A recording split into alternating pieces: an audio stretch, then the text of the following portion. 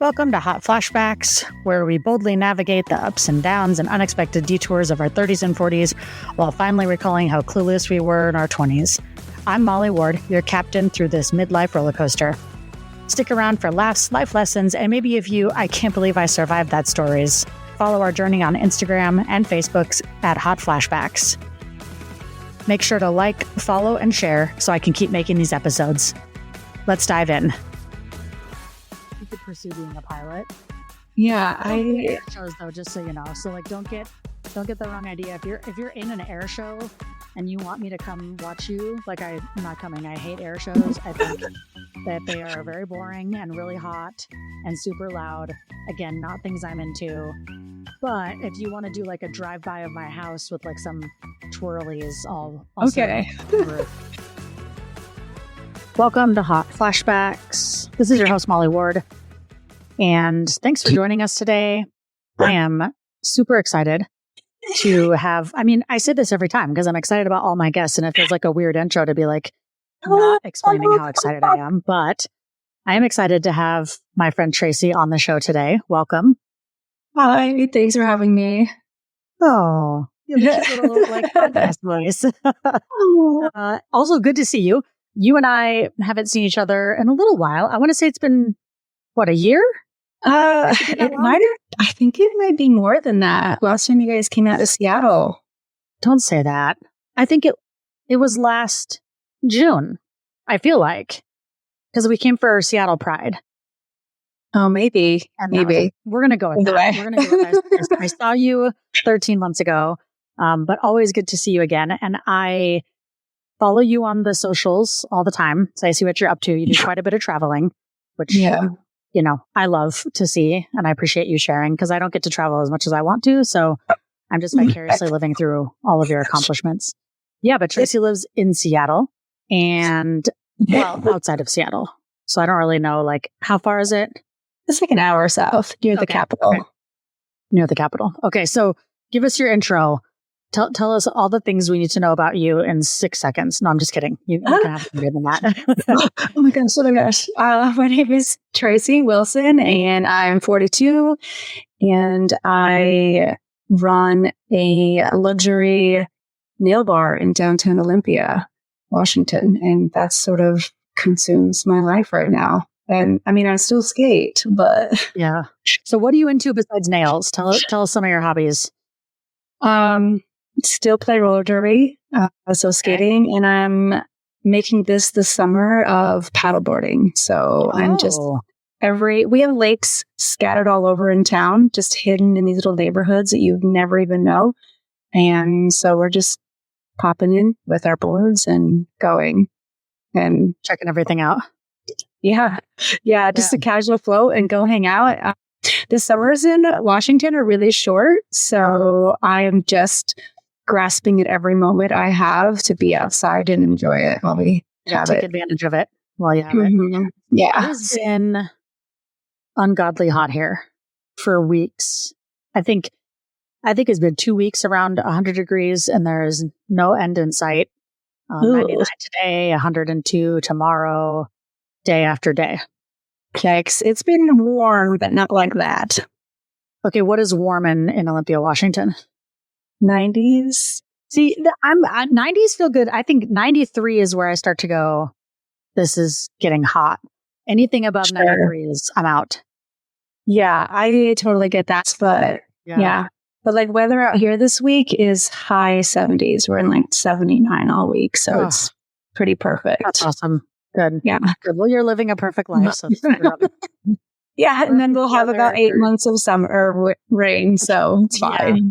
Perfect weather, paddleboarding, getting your nails done, doing all the fancy things, having bougie AC. It's and I don't have central air, so I don't want to hear about it. So, one of the reasons I reached out to you, besides just because I like to chat with you, is because I think what you are doing is so cool. And I don't specifically mean nails, although that is very cool. I mean like starting your own business on your own journey and no offense, hopefully, but a bit later in life, right? Oh, yeah.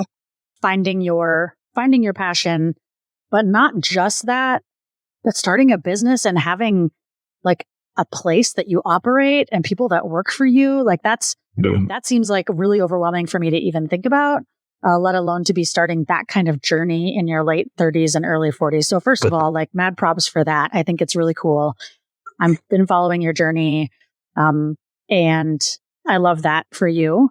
And I also think that it is inspiring. And I mean, I'm not saying that to be like just cheesy, but I think it's inspiring to see, especially women, but anybody really in their late 30s or early 40s saying like, I'm taking a look at my life and figuring out what works for me and what I want to do and how I can make it happen. So I wanted to just chat today and talk more about that journey for you and how you did that and how you were able to open up your own business and really be successful. Because as far as I can tell, it seems wildly successful, but I know that there's probably a lot that happened before that. So tell me about some of your 20s and your early career and work experiences before we get into how you made your way to where you are now.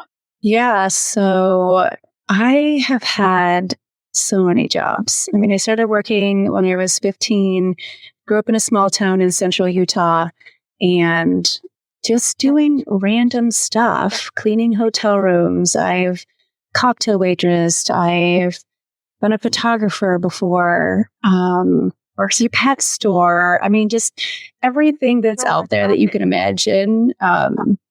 Did custom furniture and framing, just very random stuff. And nothing was ever exciting. I always got bored really easily. Was it exciting initially, or did just the excitement wear off? I think it wore off. It was, here's this cool opportunity and I'm going to take it. And then you kind of figure it out and you become really efficient at it. But then you're like, this isn't fun anymore. And nobody wants to pay you more to add more to your workload. That is so true. Yeah. So why am I going to do more for nothing in return? Right. So I was just looking for the next thing because why not? And I really did want to go to college out of high school, but it just didn't work for me because I was terrified of student loan debt and terrified of it. I mean, and in Utah, what is the minimum wage? It's whatever the federal is, 7.25.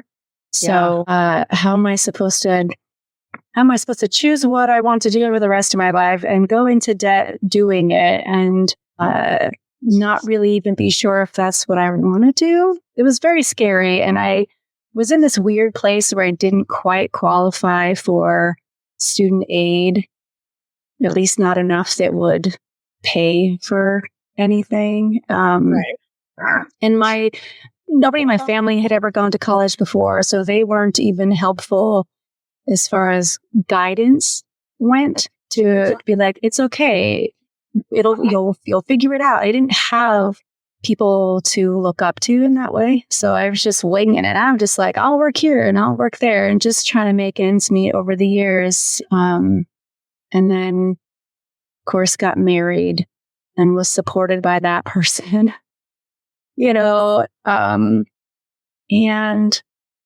I just kind of fell into the nails situation right before COVID.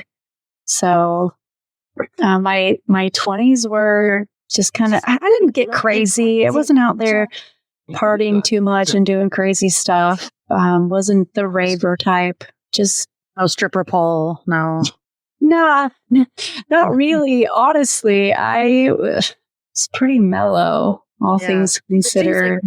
You dabbled in a variety of things, not just like, because sometimes people will sort of get focused on the service industry and they'll jump from like one restaurant to another, or they're doing office admin work from one company to the next. It seems like you had your hands in a few different things, really trying to find something that resonated. And it's interesting that you said you would leave because it wasn't fun anymore. And I think that not everybody feels like they need to have fun as a part of work. So not that that's like a bad thing. But no, and I get that a component to be looking for Because not everybody is looking for fun at work. Some people are just like, Yeah. cool, I like this, do it. That's fine with me. But you need more than that. Yeah. And I don't even know that I was thinking about it in that way at the time. Like, oh, this isn't fun. It just wasn't, it didn't fit anymore, you know? Or maybe I didn't like the management. Maybe I didn't like the people I was working with, because that really does make a huge impact on how much you enjoy your job. If the people that you're surrounded by are terrible, that ruins your whole day. Absolutely. Yeah. I mean, I feel like, is that your cat? What is happening? Yes. Oh, look at him. I know. Adorable. Cats are a lot on video calls for some reason, right? Like, yes, everything is fine, and then you get on a video call, and all of a sudden your cat is like in your face. You're like, where were you? Why is this happening? Yeah, that's basically where we're at right now. Okay, I didn't even let her in here. Somebody else let her in. I was like, you can go away. Both of my dogs were upstairs, and then as I started this call, they both made their way down here, and they're both laying next to me. So, oh, at least they're quiet. I love that you want fun in the work that you do, and that probably does influence where you look for work, right? There are some things you're probably like, I don't even see how that could remotely be fun. Also, fun changes over time, right? Like the things that for sure were fun in our 20s that we thought, oh, this will be a fun job because I'm going to work at Hooters. I don't know why. I don't know why I said that. I think that, well, I don't know. Okay. I mean, you know, like it'll be fun and the outfits are cute and I'll meet lots of people and it feels like a casual restaurant. You know, it's not like a bougie place, like a Applebee's or, you know, and so actually I feel like Applebee's and Hooters are probably like the same. Outback Steakhouse. Maybe that is like, so I don't know, like that sounds fun to me in my 20s because it feels carefree. It feels taking anything home with me. Like I'm going to see a lot of people.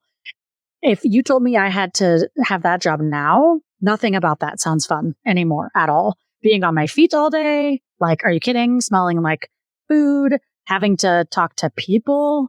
Like none of those things are appealing anymore like they used to be. So I think our idea of fun in terms of work changes over time. Did you have a career in mind in your 20s at any point, or were you just winging it all the time, hoping something was going to really strike your fancy and take off? Honestly, just winging it. I mean, my dream job when I was younger, and I would still love to do this someday, but who knows, was to be a stunt airplane pilot.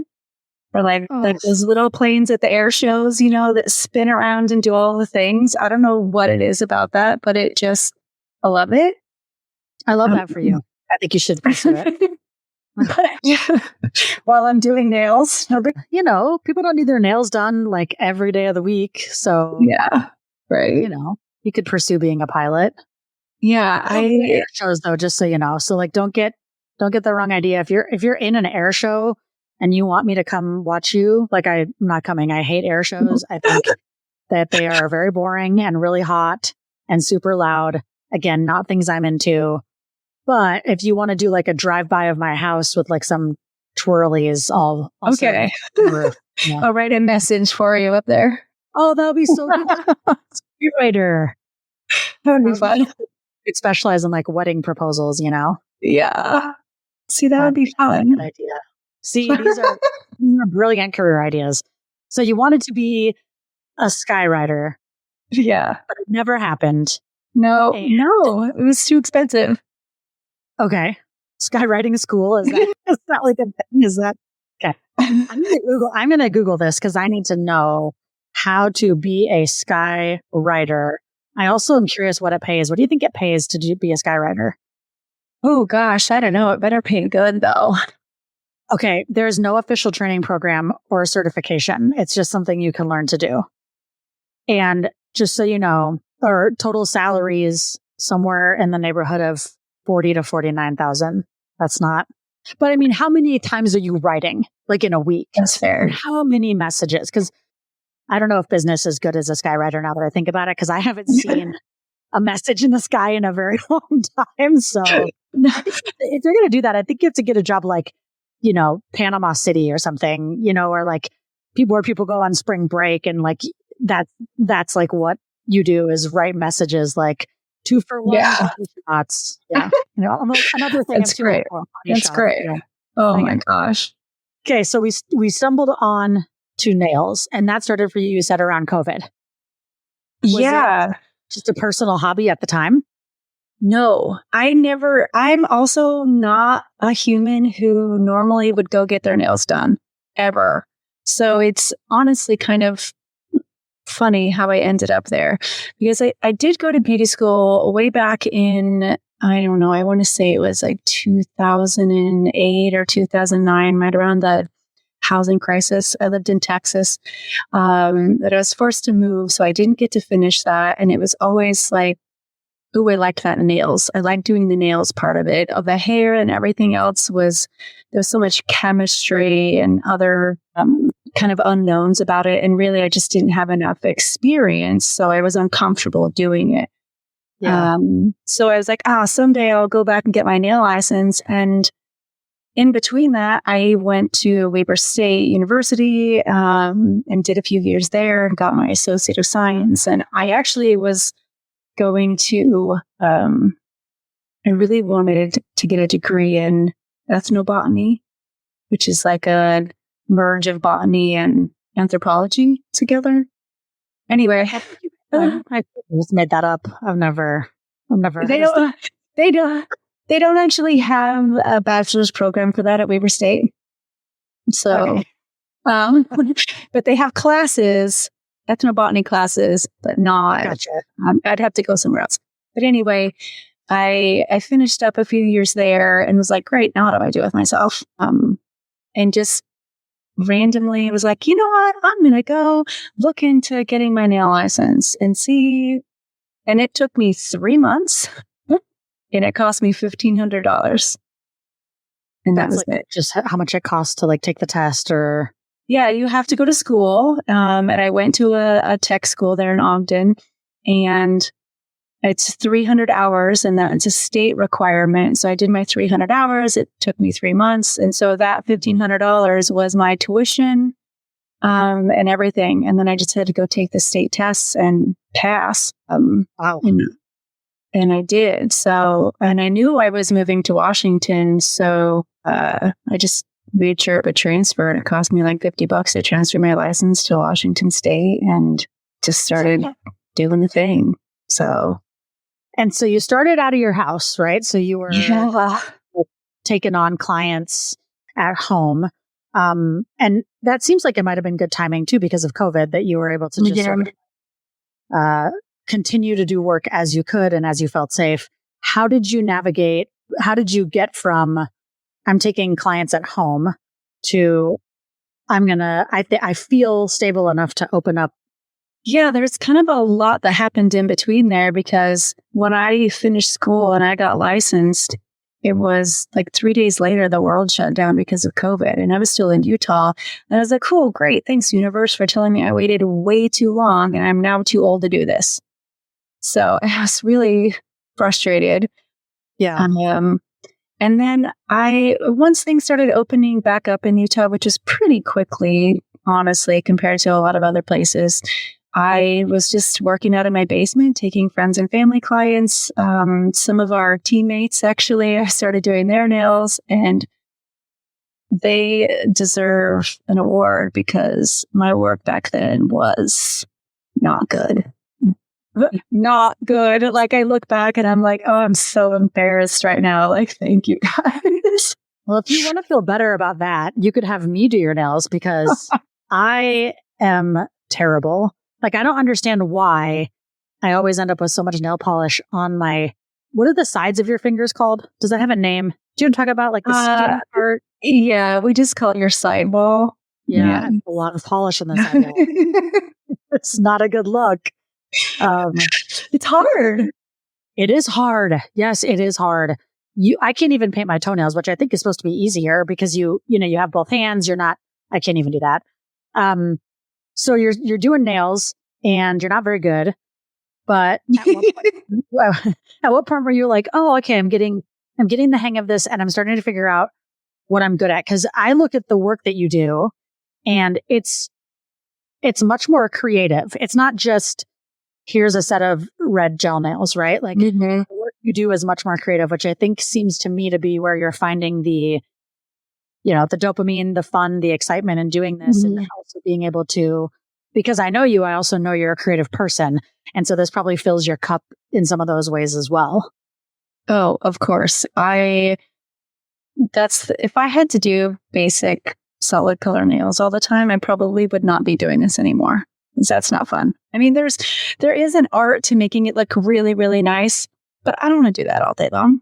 I want to do really fun stuff. I want somebody to bring me album cover inspo and let me do my thing and put that on your nails, you know? So it definitely does fill my cup creatively. Because otherwise it's really hard for me to make time in my day to do those other things and like other little crafty hobbies that I do enjoy doing. I'm like, oh, I'll do that tomorrow. But I never do. So social media, I've never paid for any marketing, like advertising or anything like that. But so we moved to Washington during COVID. So end of 2020. So when I was working out of my basement, when I first got licensed, I was just trying to get some practice in. And I'm so grateful for those folks who let me really mess some stuff up. And then I got to Washington and we purposely built a separate building from my house that I could work from. And I get here and I'm like, wait a minute, how do I even do this? I don't know anybody out here. Do I just go like put up a flyer at the grocery store bulletin board or something? Like, what do people do? Like, I felt completely. Did you do it? Because people do it. I didn't even know where the grocery stores were yet. Yeah. Oh, for sure. Yeah. And I was like, but wait a minute, is that just a Utah thing that I learned that there's bulletin boards at grocery stores? So I was even then nervous to go look at the grocery store to see if that existed out here. So I never did do that.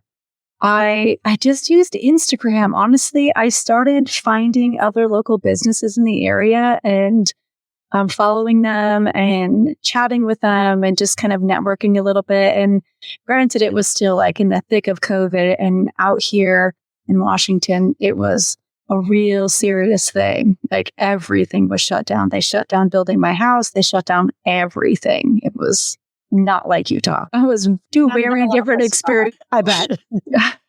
So once I was allowed to start working here, I think it was April of 21, I think I might have posted on a Facebook group, like, hey, I'm doing nails if anybody wants anything. And I got a couple of clients out of it, but I really just started making a presence for myself online. And I didn't really do it. I didn't really know if it would work, honestly, but I just started talking about what I do and my processes and why it's important in the methods that I use. And I started gaining a lot of local followers and my clientele just built. And within about 6 months, I was fully booked. And then I had a wait list of over 200 people. And it just keeps growing. People.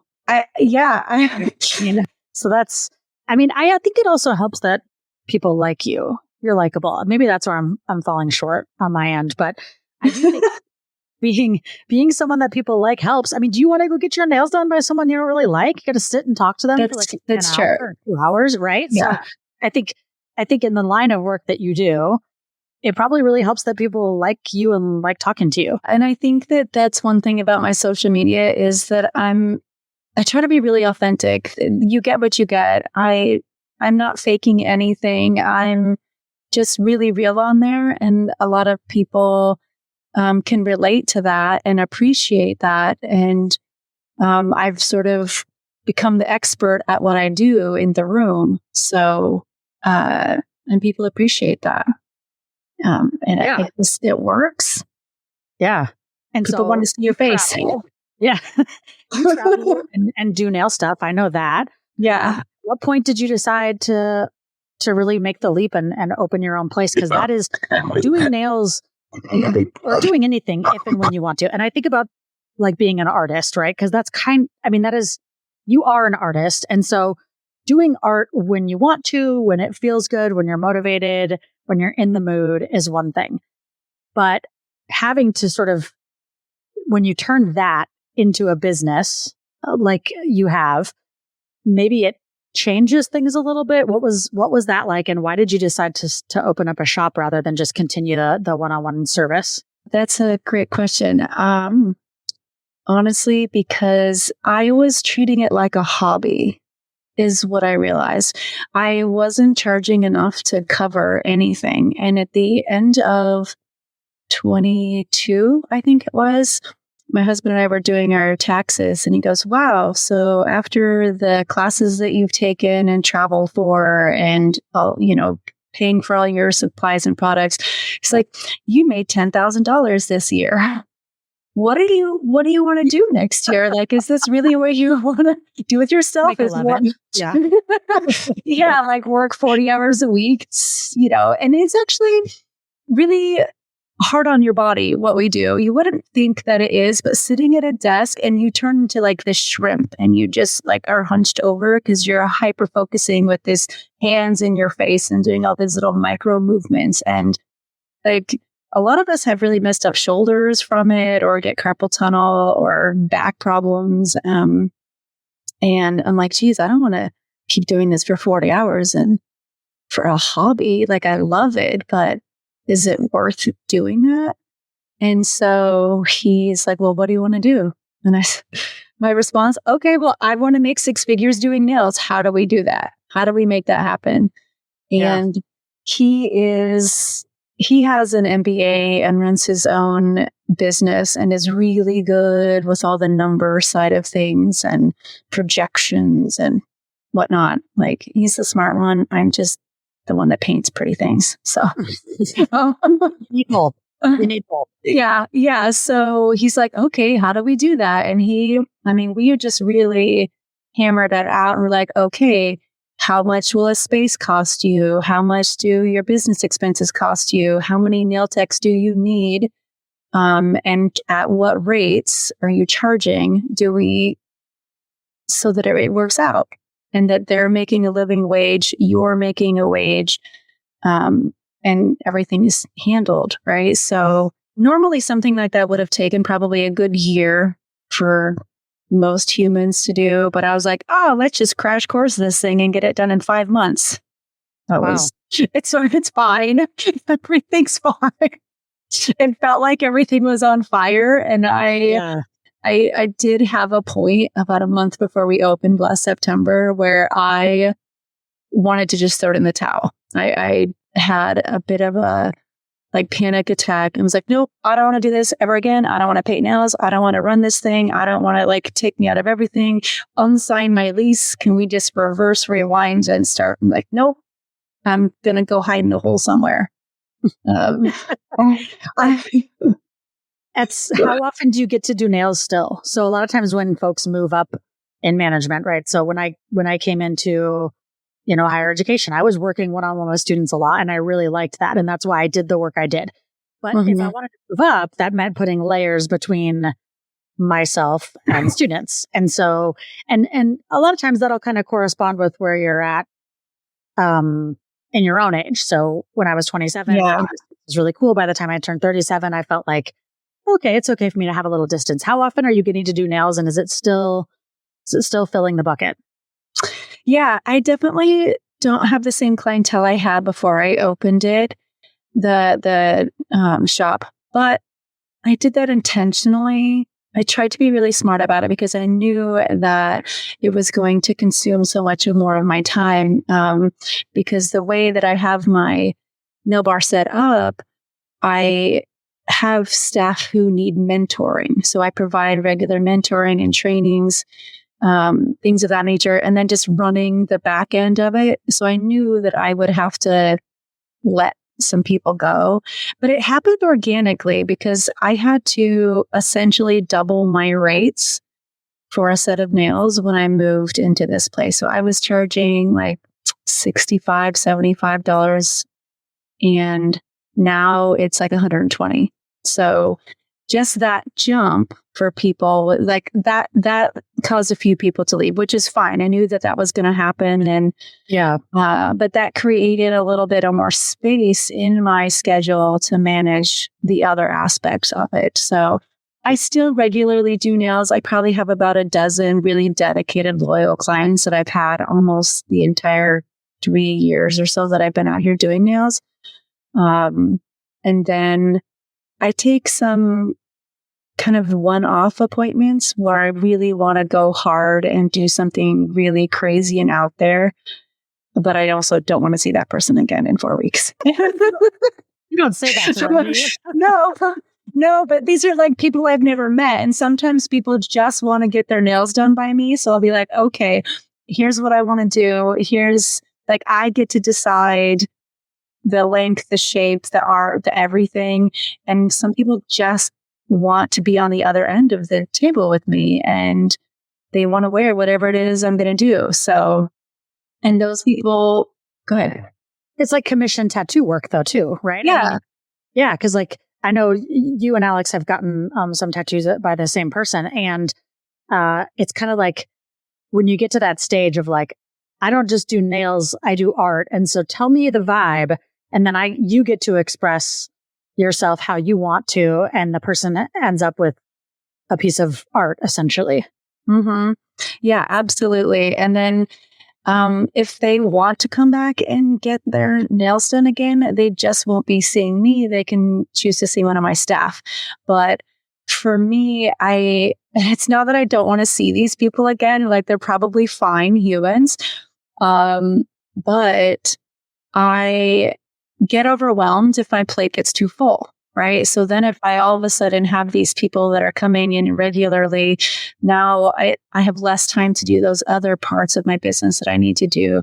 So sometimes I just want to do something really cool and I don't want it to be attached to anything else. I just want to do the cool thing. I'm going to start trying that at work. I'm going to be like, no, actually, I just want to do these 1 or 2 cool things. I don't want to do the other things anymore. And I also don't want to see you for 4 weeks. So yeah, it's like really great, honestly. Yeah. So do you think you could have done this 10 years ago? Like where you were at emotionally, mentally, maturity, age-wise, like, do you think 10 years ago you could have done what you're doing right now? I don't think so. I'd like to think that I'm exactly where I'm supposed to be. And I have thought about, oh man, what if I would have actually finished my cosmetology license way back in, 2008, 2009, and I would be like this deep into the industry already. Would I be where I am or someplace different? And I don't think it would be the same. I think I have a lot more resources at my disposal right now too, at the age that I am now, that I'm able to make these other big things happen. I didn't have that when I was in my 20s or my 30s. I didn't have stability of any kind. So it wouldn't have been the same for sure. What do you think aging has brought you that's helped you be successful in this endeavor that maybe 10 years ago would have been a lot harder? Well, just experience dealing with people, honestly, and learning how to navigate different people. Not everybody, I do have to deal with these different personalities on a regular basis. And so knowing how to tactfully handle tough situations where I might not have been able to do that when I was younger. I think it was much more of a pushover also. Mm-hmm. Yeah. It was more of a people pleaser. And now I'm able to set boundaries that are really important for my work-life balance. And I did not have that before. Yeah. I'm impressed with your ability to not just find something that you like and love, but to turn it into a career and still, we'll go with it for now, still really enjoy what you're doing. Like you're getting the opportunity to still paint nails, which is what you love. but you've turned it into something much more successful. So instead of making 10 grand a year, you can make like 12 and your husband will be so proud.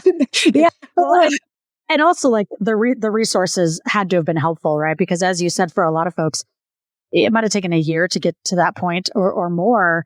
But luckily for you, or maybe not so luckily, but you have someone in your life, your husband, who has a skill set that has been probably really helpful in getting this off the ground for you in a way that a lot of people probably would have really struggled. Oh, 100%. I'm just not a numbers person. I get the basics of profit and loss and budgeting and all of that, but there's so much more to it than that. I mean, this man, as soon as we put some numbers down, he had a spreadsheet with my 5-year projections in it already before I ever even opened the doors. Like, he's just brilliant like that. And I would have make a spreadsheet. Are you kidding me? I would never. So I didn't know that spreadsheets could be sexy until I met this man. And that's such a weird thing to say. But when you see the types of things that he like catalogs, it's really impressive. Yeah, it really is. Yeah. I'm like, oh, so you're taking me where next? Oh, cute. I like it. Fire in the relationship. So there must be, I need to know like some sort of hot goss, and like, we'll just assume, I don't know what happened there. We'll just assume that none of your clients listen to my podcast. Okay. Cause I mean, okay, the chances are that they're not. Yeah. They should be. What is something that someone requested you to do that you were like, I can't. Okay. I can't put a poop emoji on your nails. I'm sorry. Oh no, I would absolutely do that, but I will tell you, I got a good one. Okay. You got a good one. This woman, I think it was her second appointment with me. And mind you, I never knew what her actual first name was. She went by an alias. You'd think that she was a roller derby human by that, but no. Maybe she's like in witness protection. Yeah, maybe. She propositioned me to do nails on a private Instagram live feed where she wanted us both to be wearing lingerie, and then we were going to charge. She wanted to charge for people to watch me do her nails, so that she could have her nails paid for. So it's like an OnlyFans situation, or basically. And I was like, and I just met this woman. Yeah, that's so wow. Odd. I think I can do that. So hard pass. Yeah, I mean, this woman was something else. I actually had to fire her after about 6 months because it just kept getting crazier and crazier. Like, one day, the very first appointment, actually, she sits down and sits across from me, and I'm like, hey, how are you? And just doing the normal, introductions. And then aggressively, she comes at me and says, by the way, I'm a whore, but you can't call me that. Whoa. Okay. Nice to meet you. It's like, what do you want? What? Well, surprisingly, she's a sex worker, so that explains a lot. But okay. So, which is fine. Like, more power to you, right? Sure, but it didn't come up in conversation. She just like threw it at you. Just threw it at me within about 60 seconds of walking through my door. Yeah, and I was like, oh my God, that was so aggressive. But okay, cool.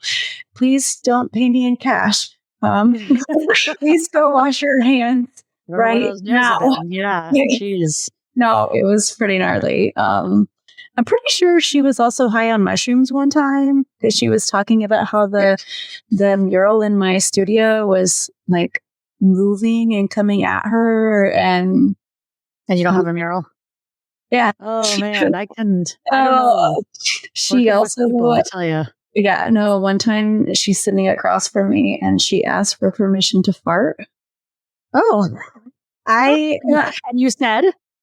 I said, I guess do what you gotta do. What do you say? You're supposed to step outside. You're not supposed to. so caught off guard and mortified. And I was wearing a mask, and I'm the whole time thinking for the next 5 minutes, it was just silence. And in my head, I'm like, please don't let me smell it. Please don't let me hear it. Please don't let me smell it. Please don't let me hear it. Like, just move on. I'm trying to understand, because like when I have to fart, I feel like it's like either happening or it's not happening. There's no like, I'm going to hold on to this and like some in between and then put it out in the world when I'm ready. It's like, it's going to go or I'm going to, cap it off. So I don't understand how you have the moment to be like, ask. I'm going to ask permission and see what they say. And if they say no, then I have a plan. Like I'm going to hold it and get a stomach ache, or I'm going to go to the corner. Like I just don't have that kind of time. Maybe like maybe my, it's happening or it's not, and you hope for the best. Oh my God. Yeah. I mean, like I don't have a lot of notice. I don't know what she's doing, but I was like, it's either coming or it's not. So are there things you won't paint on someone's nails? Like if I was a tattoo artist and someone was like, can you please do the heart with the mom banner thing? That might be something I'm like, I'm not doing it. Is there something that you're like, I don't do that? Honestly, like Americana stuff. Oh yeah. Like American flags. Yeah. So I know in Utah, because, you've got the 4th of July and then you have, Pioneer Day later in the month. That's all I see in my feed with all the nail techs back there is their little July nails, and I cannot. And to this day, I have never even been asked to paint 4th of July nails, and now it's just part of my identity. Like I just won't. So I'm just going to do it. I'm digressing, but like I truly believe that like that for me, and I don't know if it's Utah, if it's age, if it's politics, and I think it's probably all of those things. I didn't used to have that kind of like feeling about the 4th of July or like specifically flag oriented things. But the older I get and the more politics have changed, I feel like it's taken on like a different meaning to me than it used to. And therefore, I'm also not getting 4th of July nails. And it's not that I hate my country. It's not that at all. Right. But it says something. Patriotism has changed, I think. Agreed. And so I'm less comfortable with overt patriotism because to me, overt patriotism feels like or looks like white power. And so I'm just, and I know that that's not true. Like, I know that that's not always true. I totally understand that. I'm uncomfortable with it for myself. Like, it's just not, Yeah. And I'm really grateful to be in an area where people are not big into that anyway. So your cat is just like on your body right now. She just like clawed up my back. So that was fun. So there was a weird pause. Thanks, cat. But I'll paint a dick all day long. Like I've painted color change dicks before and stuff. Like that's fun. I'm in. I'll paint that before. 100%. I'll paint those before I paint an American flag on somebody else. Easy. Yeah. So part of having your own business and part of being someone's boss and having employees and whatnot is it's got to come with some self-confidence, right? Like I don't think you get yourself into that position if you don't have the confidence to think you can do it. Do you feel like you've become more confident as you've aged? For sure. 100%. I'm just more comfortable with myself and who I am. I spent so much of my younger years trying to figure out how to fit in, especially in a place like Utah, where I, from as long as I can remember, never felt like I fit in. I was always the lone wolf or the outcasted one, or I very much felt that way. So, as I've gotten older, I've definitely gained a lot of self-confidence and confidence in what I'm doing and the work that I do.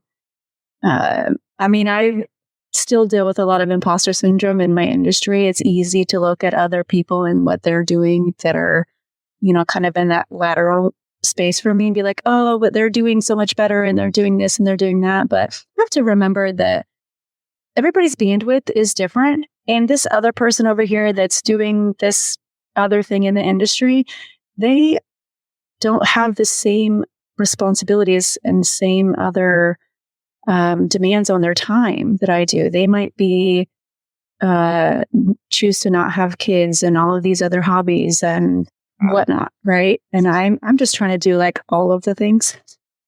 So it's going to take me a lot longer to get there, you know? So I have to remember not to compare myself to these other people in the industry as well. But my confidence has definitely boosted, even just in the last couple of years with what I do.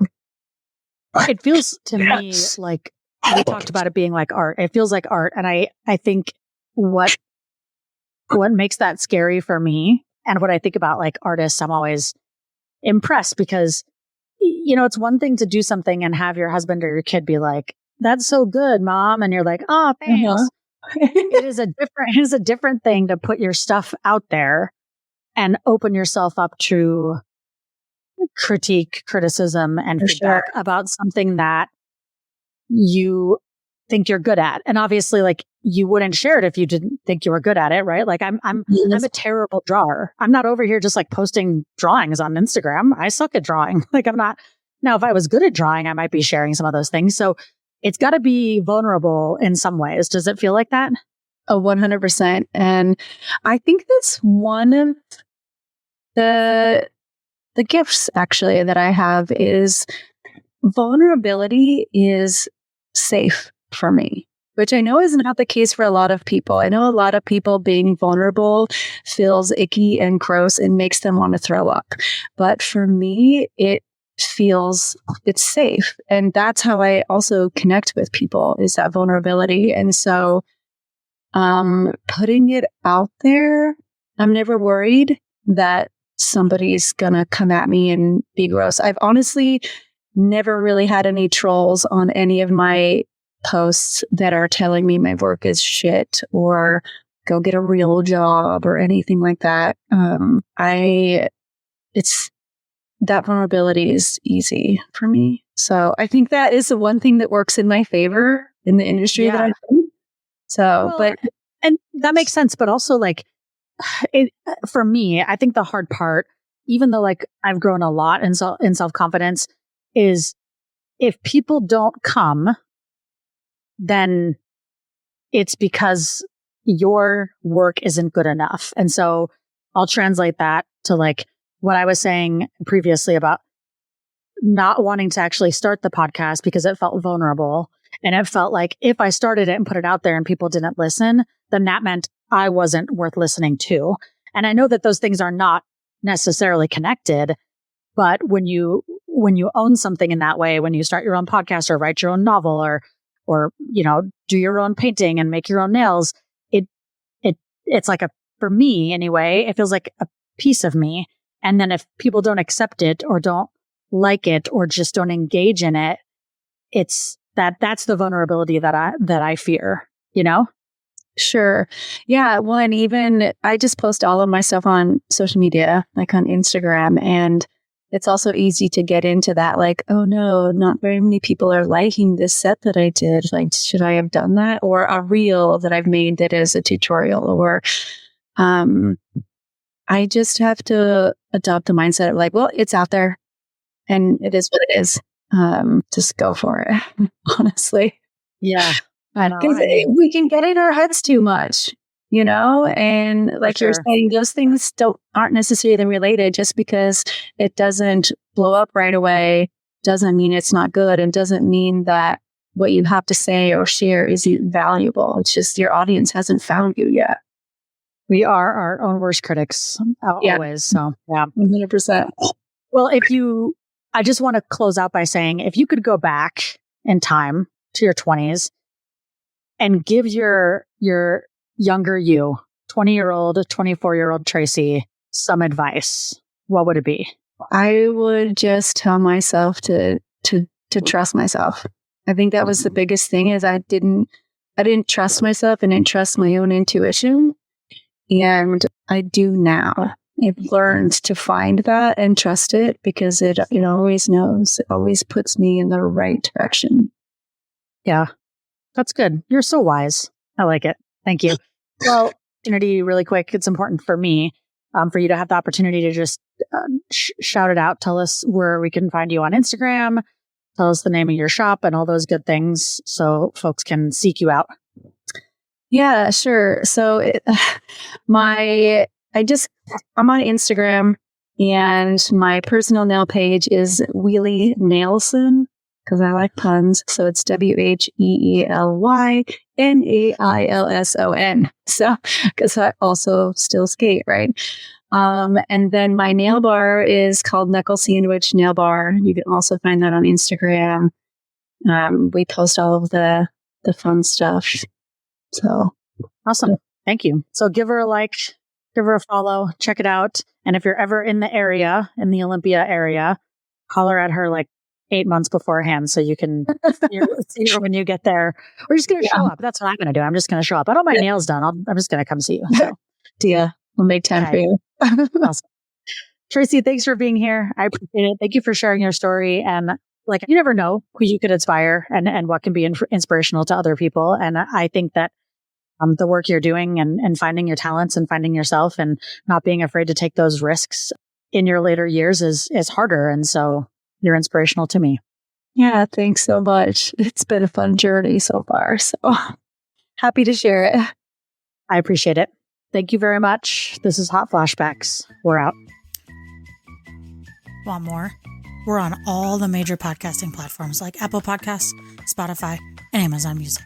Just search for Hot Flashbacks and subscribe.